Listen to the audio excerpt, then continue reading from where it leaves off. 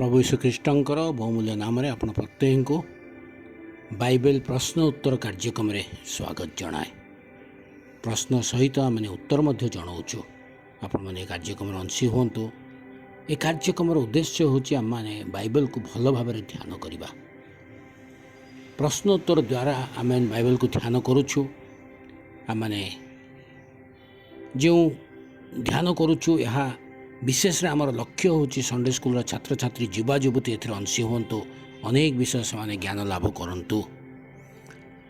आज निमंते प्रश्न हूँ कहार पुत्र जिहुदा संतान गणर अधिपति।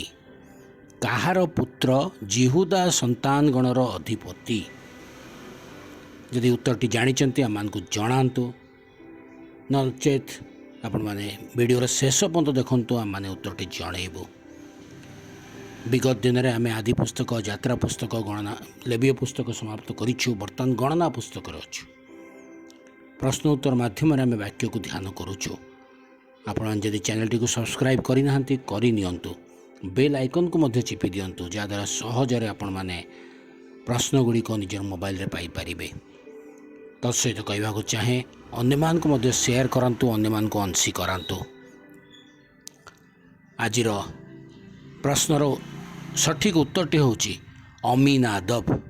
अमीनादब गणना पुस्तक 2 पर्व 3 पदरे आपण माने उत्तरटी पाई परिबे।